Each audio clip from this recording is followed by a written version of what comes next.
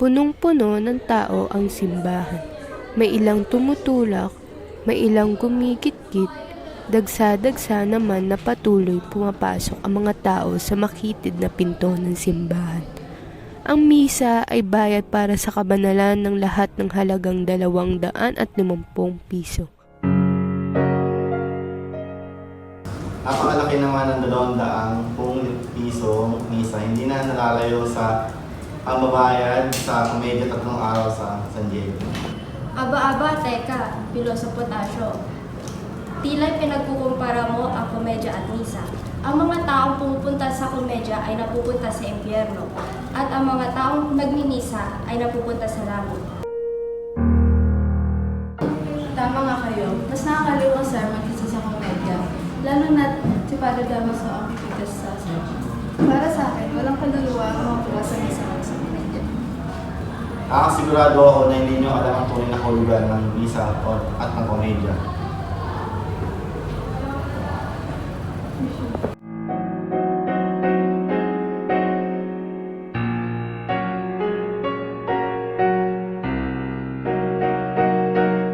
Makalipas ang ilang minuto, dumating na ang alkalde mayor. Sinadyang magpahuli upang higit na mapansin ng lahat. Maya't maya'y dumating na rin si Padre Damaso at ang mga sakristan. At nagsimula na ang pagsisermon ni Padre Damaso.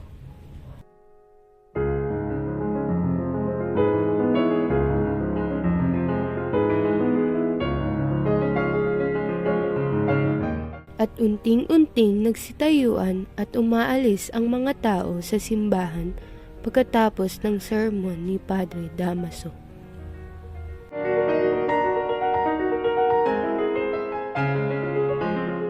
Sa isang tahimik na hapon, matapos ang misa sa simbahan ng San Diego, abala ang mga dalagang sina Maria Clara, Sinang at Victoria sa pag-aayos ng mga bulaklak sa altar.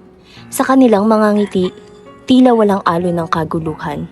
Ngunit sa labas ng simbahan, paparating si Ibarra, ang isang taong magpapabago ng katahimikan ng araw. Maria Clara, nandito ka pala.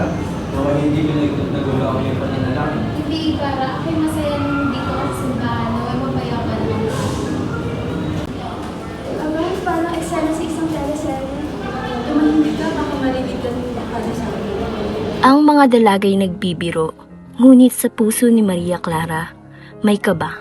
Alam niyang may hindi pagkakaunawaan sa pagitan ni Crisostomo at ng simbahan. Senyor Ibarra, pinapatawag na po kayo ni Padre Salvi. Nais na lang po kayong makausap. Mag-ingat ka, Ibarra. Ang mga salita pa naman ni Padre Salvi ay may ibang kahulugan. Huwag ka mag-alala, Maria Clara. Lahat ng aking ginagawa ay para sa kabutihan ng bayan. Habang lumalapit si Ibarra, naramdaman niya ang lamig. Sa bawat hakbang, parang naririnig niya ang bulong ng simbahan. Sumunod ka, huwag kang lalaban. Senyor Ibarra, marami akong narinig tungkol sa iyong mga planong pagbabago at pagtuturo. Mabuting hangarin, ngunit baka hindi ito ang tamang panahon. Kung hindi ngayon, kailan pa, Padre? Ang bayan ay matagal nang uhaw sa kaalaman at pag-asa. Ang mga bagay na hindi pinapaalam sa simbahan ay maaaring mauwi sa kasalanan at kapahamakan. Sa gilid, pinagmamasdan ni na Maria Clara, Sinang at Victoria ang pag-uusap. Tahimik ang lahat. Tanging tibok ng puso ni Maria Clara ang maririnig. At si Crisostomo may mabuting puso. Wala siyang ibang hamot, hindi ang makatulong. Kung gayon, ako na ang mananagot. Ang simbahan ay para sa Diyos at ang bayan ay mga anak ng Diyos. Hindi ba dapat sila magtulungan? Nang marinig ito, tahimik na tumalikod si Padre Salvi. Sa kanyang muka, may ngiting malamig, ngiting may lihim na balak.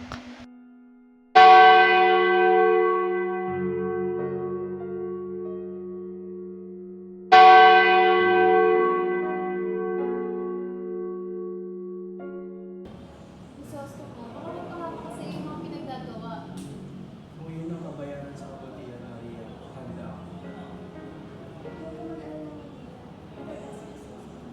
Manalig tayo sa Diyos, darating din ang panahon ng kaliwanagan.